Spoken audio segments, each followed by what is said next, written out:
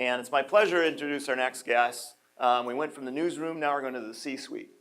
And I think, as much as we heard about the changes in the newsroom, I think we're seeing changes in the C-suite as well. And we have with us today Jeffrey Hollender, who is CEO and founder of Sustain Natural, but also is co-founder and former CEO of Seventh Generation, the greenhouse products company that sold last year to Unilever for, I think it was close to $700 million.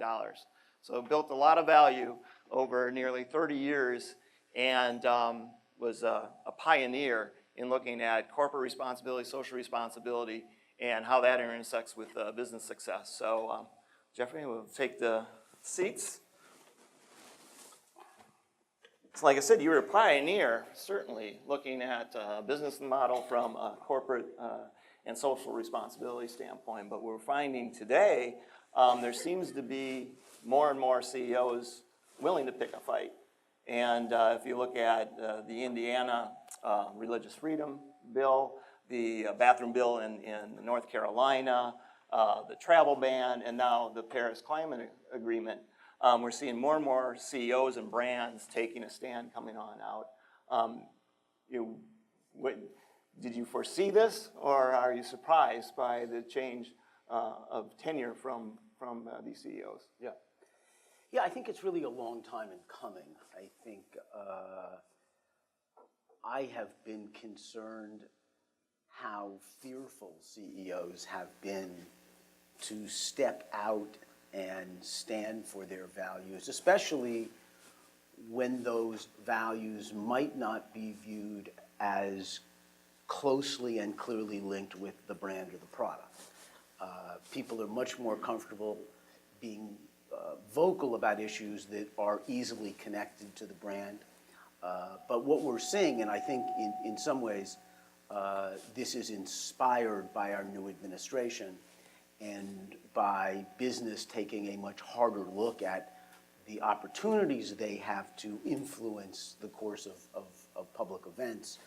So I think it's a terrific, terrific change. And I think what we'll see is what we already know from looking at the past, that not in all cases, but in many cases, that kind of advocacy and that kind of vocal positioning builds loyalty and commitment to the brand that creates exponential value.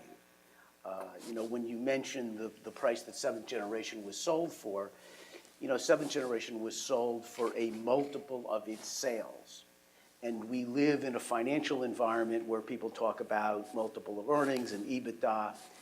When you sell a business based upon a multiple of its sales, it's, particularly for a consumer products company, a huge valuation step up. And I directly attribute that to the brand being able to gender so much loyalty from its consumers. And because you're an entrepreneur at heart, obviously, you started another company here recently. When you started out, what was the impetus for you to decide that you wanted to focus on that sector of cleaning products and house care products, and ensuring that both the environmental and corporate responsibility piece was at the core of the brand? Yeah.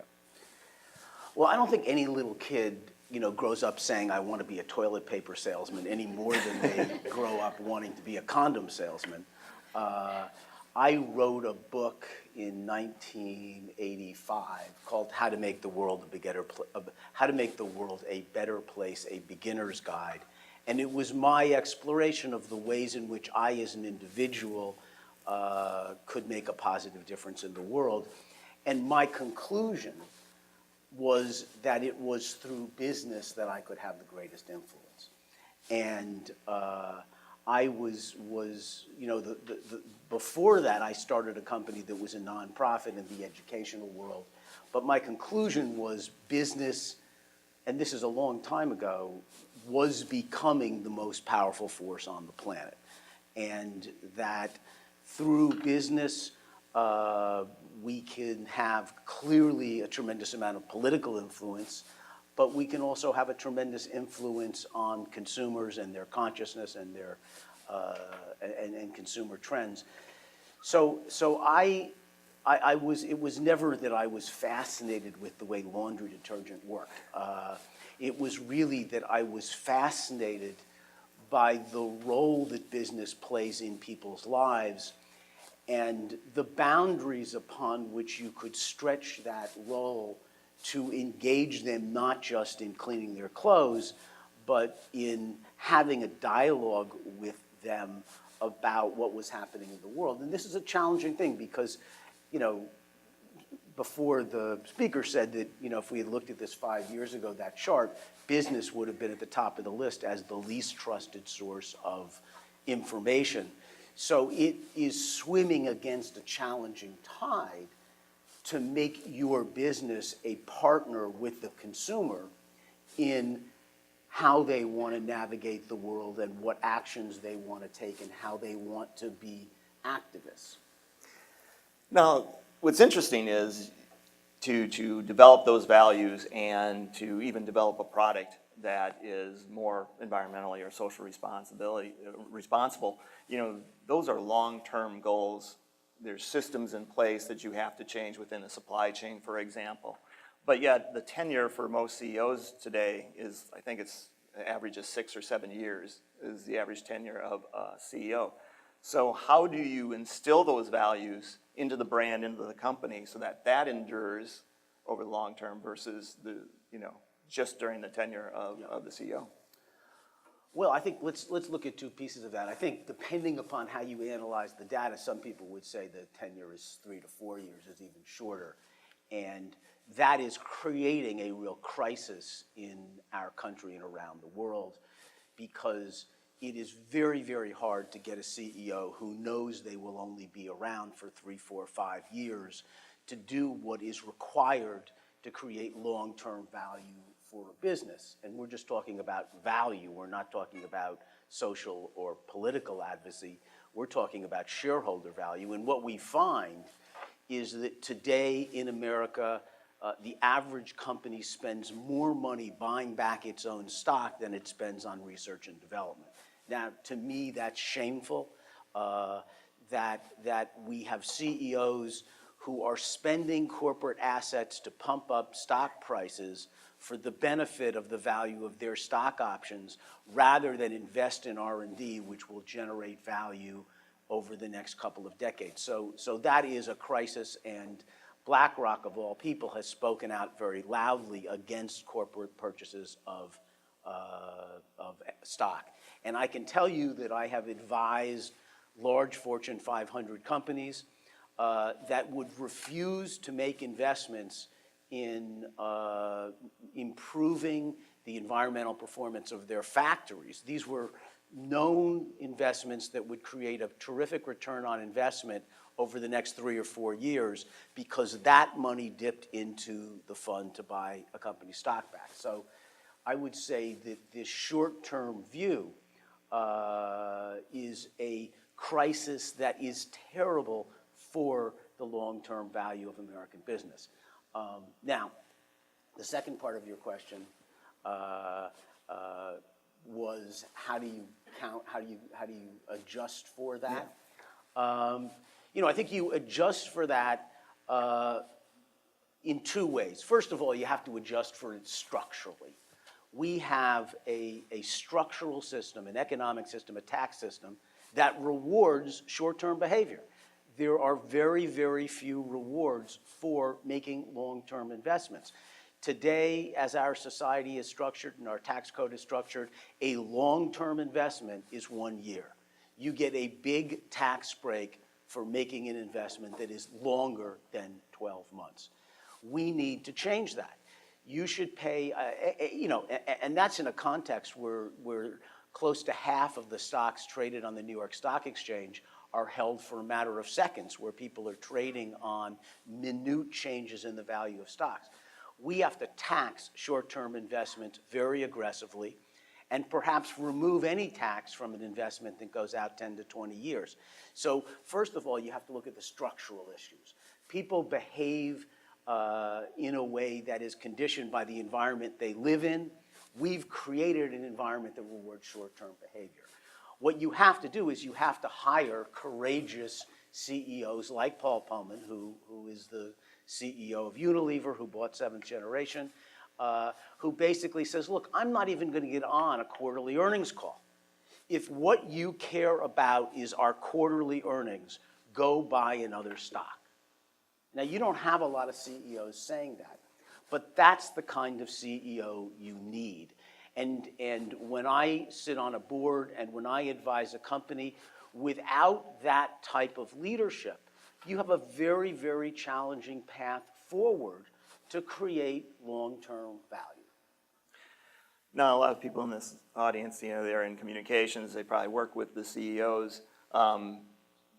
Probably they're longer than the CEOs are, and so they have to attend to the legacy of a brand, of a company. What advice do you have for, say, you have a skeptical CEO coming in who thinks, yeah, that sounds good, we're not changing the system. That's never going to happen, and I have to hit my quarterly number. I'm sure during your time with Seventh Generation, given the time that you started that company, you hit a lot of challenges and skepticism. How do you break through that and make sure that, again, you instill a legacy of responsive, shared value into a brand or company? Yeah. Well, the reason I survived as over 2 decades as the CEO of Seventh Generation was not because I was a crazy advocate of all kinds of lunatic ideas. I survived as the CEO because I generated superior financial performance, and I created an investment that was the best investment that our board and shareholders had in their portfolio. So first of all, we have to separate this notion that being an advocacy brand and being aggressively in pursuit of sustainability is bad for business, because it's just not. That's a lot of basically misinformation that has permeated the corporate boardroom. So there's no escaping performing well financially. But secondly, it is your job as communications professionals to help your management team and your CEO realize the tremendous opportunities that are there even in the short term. So let's look at some of those opportunities. And I'll go back to Unilever for a second. When Paul Pullman announced his sustainability initiative, I think about 5 or 6 years ago, what did it do? It catapulted Unilever from the backwaters of a company of relatively, not leading brands to the top 10 place where college graduates and MBAs wanted to work. All of a sudden, MBAs particularly were inspired by his vision and said, gee, I want to work for a company that I can be proud of and tell my friends that I work at, and then I can sleep well at night knowing that I don't have to spend my life doing good stuff after work. I can go to work and do good stuff during the day. That has huge value. Being able to acquire that position in the war for talent is worth a tremendous amount. And the challenge we have when we think about being responsible, sustainable businesses is we confuse that with recycling or doing things that are often have a cost to them. And the biggest asset that sustainability brings to your company is tremendous value. So we'll look at some other things. We'll look at borrowing rates, okay? Companies that have a more sustainable profile and behave better from a corporate responsibility profile are able to borrow money at lower rates because they're viewed as less risky. And I sit on the board with the president of Morgan Stanley, of his sustainability committee, and I know the way they look at these businesses. They look at them as lower risk businesses.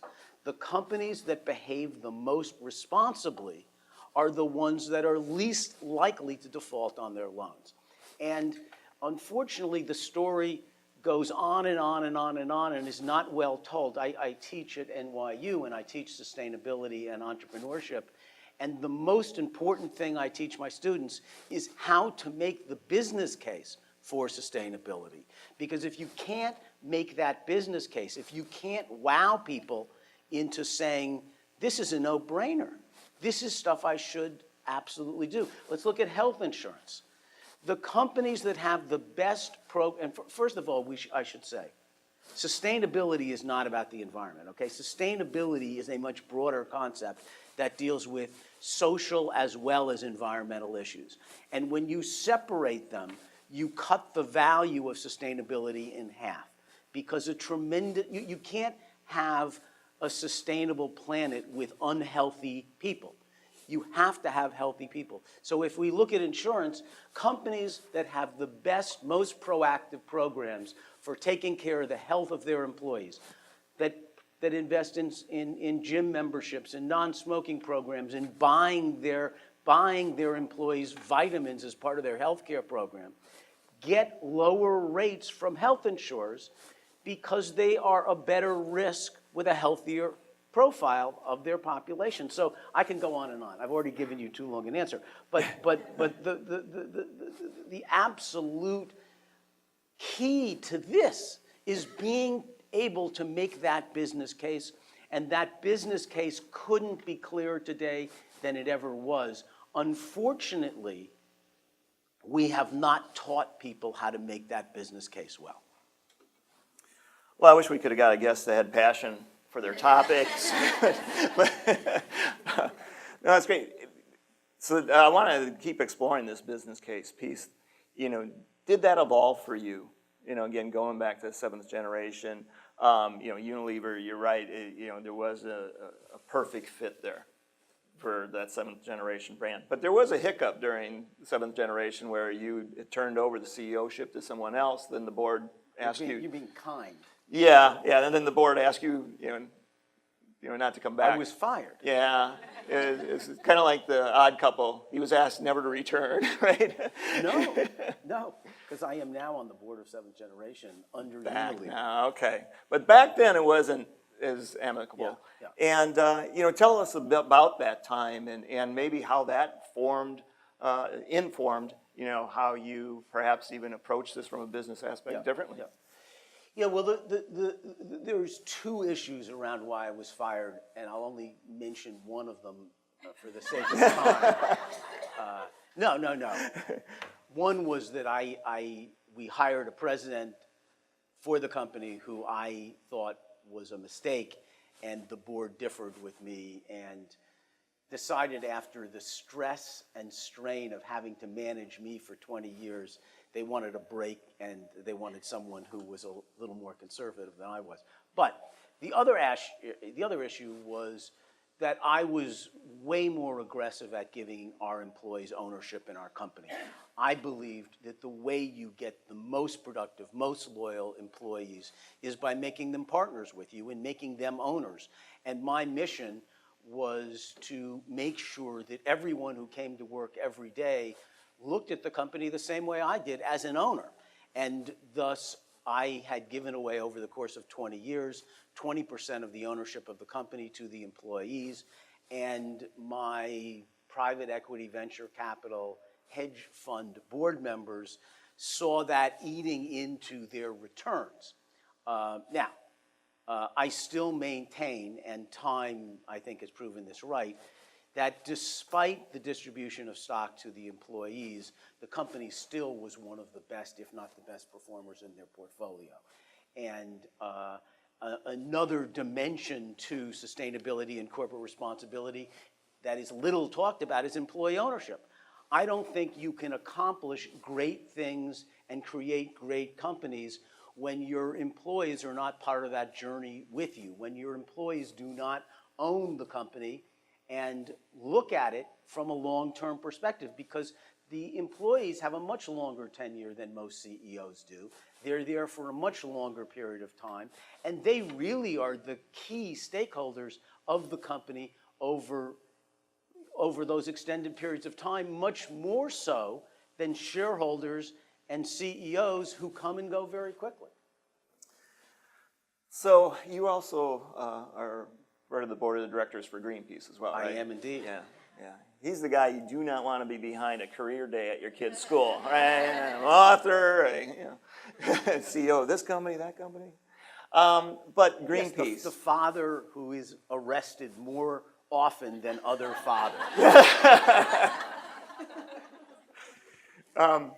But you know, thinking of Greenpeace, and again, thinking about our audience here, and just the fact that really this idea of more shared value and focusing on corporate responsibility is now the teaming up with NGOs like a Greenpeace, you know, frenemies with benefits that you wouldn't have seen 20 years ago, you know.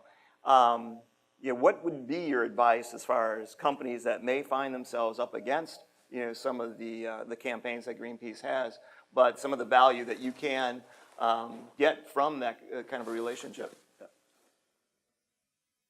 Let me digress for 1 second. No, that's fine. I'm on the airplane yesterday flying back from Europe, and who of all people is sitting on the other side of the aisle but Scott Pruitt? And I have a gigantic Greenpeace sticker on my computer. And I'm thinking, do I want him to see this or not? And I chose not to show it to him because I thought it would be much more difficult to engage him in dialogue, which I did, because I'm also the chairman of the American Sustainable Business Council, which is a NGO that represents 200,000 small and medium-sized companies. And wearing my other hat, I wanted a meeting with him.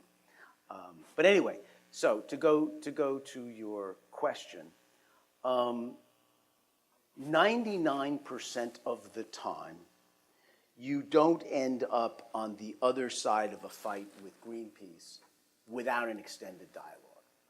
And it is the rare company that is the target, as Unilever was, of a conflict with Greenpeace or another NGO. And what I recommend from a communications point of view, from a CSR point of view, and this was great advice that was shared with me, was as you begin your year, make a list of the 3, 4, or 5 NGOs who you're most likely to piss off this coming year. And pick up the phone and call every one of them and say, I know we haven't always been friends, but I want to change that relationship. And I'd like to have you come in. I'd like to share with you what we're planning on doing as a company to see how we can work in a collaborative way. And, you know, I'd like to hear from you now what you're going to be concerned about and what I would have to do in order for you to change that view of us. Now, the truth is, you might not be able to see eye to eye with them on the issues that they're concerned about, but you are sure as heck going to be less likely to be targeted by that NGO if you made that phone call and expressed to them your desire to work in partnership with them. And it all comes down to that type of proactive communication. It all comes down to don't wait for the phone to ring. If you have someone who you think might be upset with you, I mean, God, some of this is such basic human relations. It's like I give advice about transparency often, and I say, you be your most vocal critic. I would much rather frame a problem that my company has myself than let the media do it or let an NGO do it. And people say, how can I say bad things about my company? How can I admit my company has a fault? And I say, have you ever gone on a date? And have you ever gone on a date with someone who thinks they're perfect and does nothing but talk about themselves in glowing terms and keeps telling you how wonderful they are? The last type of person you want to be with is someone like that. They're not interesting. They probably don't have any depth. But we treat companies different. We expect companies to not make mistakes, to not do wrong things, to have perfect products. I mean, We all know better than that. Companies are just as flawed as human beings are. And if you humanize that company, and if you talk about it as being conscious of where it falls short and engage your I'm not going to say necessarily always the media, because that's a little bit more complicated, but you engage your key constituents in, gee, this isn't right, we're trying to fix it, what would you advise, what do you think we should do? You begin to create a very different kind of company. And it is that kind of company, whether it's Stonyfield Yogurt or Ben & Jerry's or many of the brands that you might love, that you build a relationship with because you really like these companies. They're human companies, they have a human face, they have a personality, and you know what? When you go shopping in the grocery store, you're more likely to pick up those brands. And we know that because in the detergent business, 50% of all detergents are sold on promotion. Seventh generation is sold on promotion only 25% of the time. That funds a tremendous amount of our sustainability and our corporate responsibility efforts. The fact that we don't have to be on promotion as much as other brands do. That is where we find value. And again, this goes back to the business case. There's endless benefits that we have not effectively articulated to support doing the right thing. And we need to change this mindset that doing the right thing costs money. Doing the right thing is the thing that will guarantee success over the long term. I'm sorry my answers are so long. No, it's great. You get me riled up here about things. No, I said I wish you'd bring a little more passion, but we'll get you some coffee later. I will tone it down. No, it's good. It's awesome. I was worried that I was, after the time change, I was thinking, how am I going to get up this morning and sound coherent? But yeah, he flew in from Milan last night too, so yeah. With Scott Pruitt, in case kind of charmed life. You said something in that answer that I'm going to pick at a little bit because our other panels are looking at journalism, and you said a little bit more complicated that piece of CEOs working with the news media. I'd like to explore that a little bit. What do you find being the challenges, and how does that impact you trying to be transparent and get your message out? Yep. So we have, one of the keys of seventh generation success, and quite honestly, the key to Sustain Natural success. Do people know Sustain Natural? It's a brand new 3-year-old company that I started with my daughter Mika. And of all things, we started off selling condoms. And we started off selling condoms because we wanted to sell a product that was absolutely necessary for consumers. And as much as I like selling toilet paper and laundry detergent, we wanted to sell a product that was more essential for particularly women, because we sell a male condom, but only to women. And it is the world's only fair trade, non-GMO, vegan, not tested on animals, B Corporation, and I can go on and on, condom.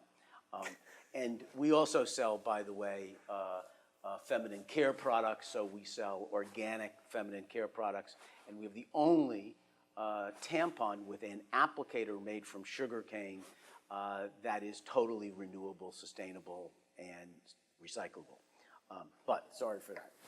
But what we do is, first of all, and this is, I don't want to say this is a trick, but we just introduced this feminine care line 2 weeks ago. And we have stories in Cosmo and Teen Vogue and 2 stories in InStyle. We have a ton of media coverage. We got that media coverage because we didn't just introduce the product. There's a lot of feminine care products on the marketplace. My daughter, who is a lot smarter than I am, and my wife, who's even smarter than my daughter, basically said, look, when we do something because we want to stand for something. We want to stand for something that we believe in. And part of their whole interest in getting into feminine care was they were infuriated by the fact that in the vast majority of states in the United States, feminine care products are taxed, where many products for men, like Rogaine, are not taxed. And they're saying, why would you tax products that are so essential, particularly to low-income women, who in some cases can't afford them, and have all these products for men that are exempt from tax? And so she introduced a campaign that I think was under the banner, "Stop Taxing My Vagina." And she had gigantic checks that were made up. She calculated for each editor that we were talking to how old they were and how much money they were likely to have spent paying tax to the government on the femcare products they bought. And she brought a giant check to each one of those editors that was a donation to a group that provides free feminine care products for low-income women. And we launched a campaign about why women should not be unfairly taxed for products that are essential to them. That's what got the media attention. Because all of a sudden, it wasn't just another product that was on the marketplace.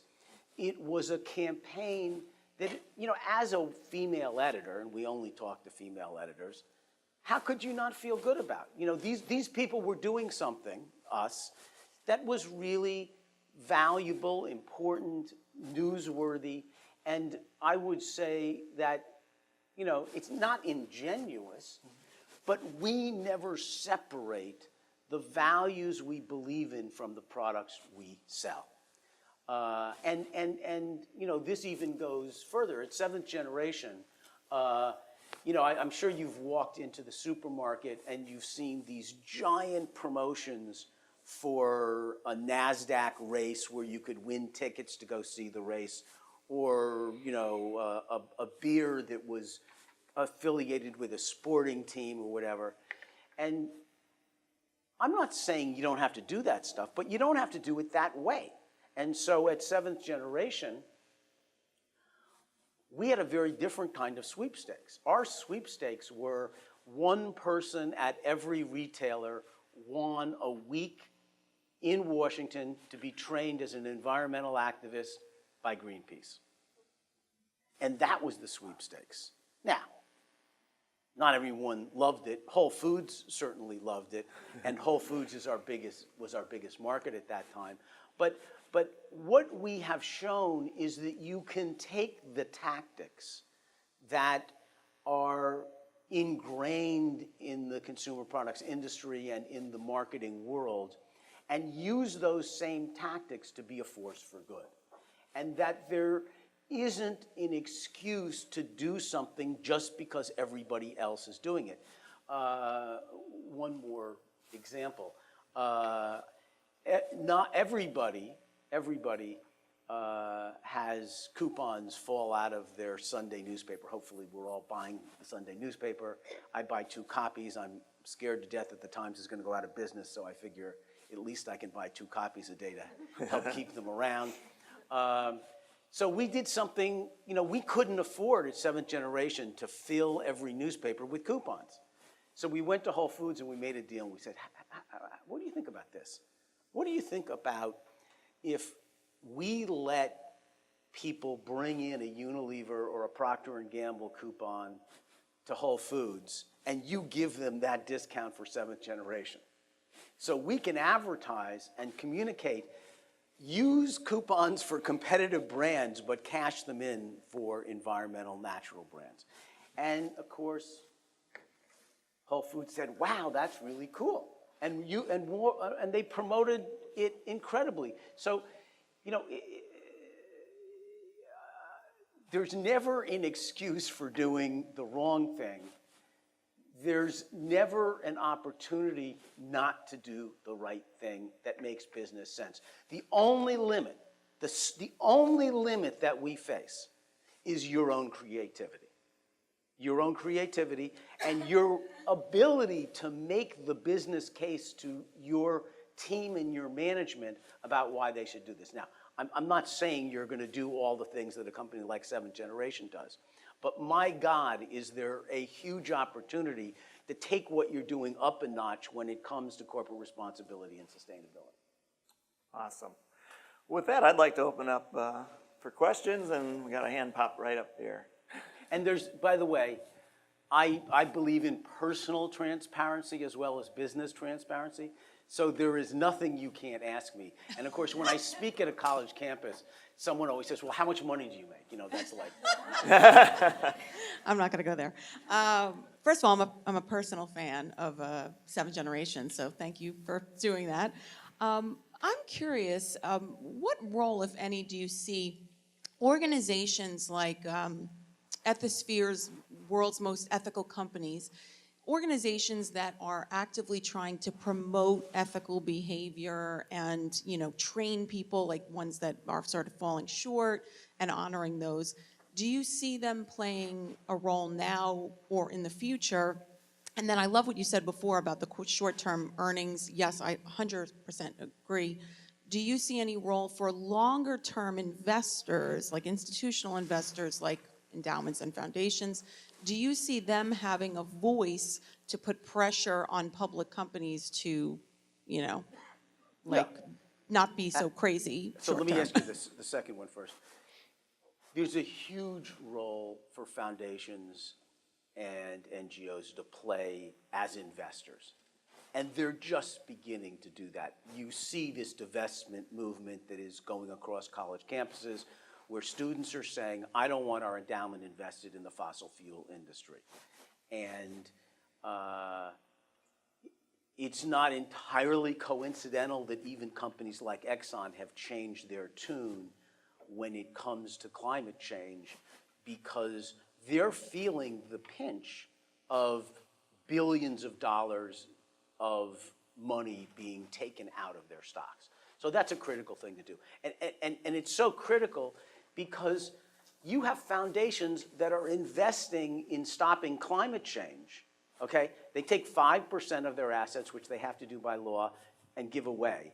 The other 95% of their assets are usually invested in all the companies that are doing all the things they want to fight. So it's a totally insane situation where they haven't aligned their assets with their values. So that's happening. It's critical. We should be putting as much pressure on NGOs and foundations to act in an ethical way with their portfolios as we put on companies. They shouldn't be excused. In terms of the world of prizes and encouragement around responsible, sustainable behavior, I think it's great. The only criticism that I would make is the bar is way too low. And what we do is we treat this world like we treat NGOs. And we say, oh, you did all these wonderful things with the 5% of your money that you have, and we're not even going to look at what you did with the other 95% of your money. And so the problem we face, and this is the single biggest problem that we face in the world of corporate responsibility and sustainability, is that we spend too much energy being less bad and not enough energy being good. And as a matter of fact, most of us don't even know what good really is. And when I say that, I include Seventh Generation.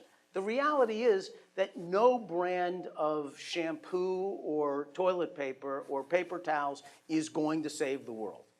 They buy us more time.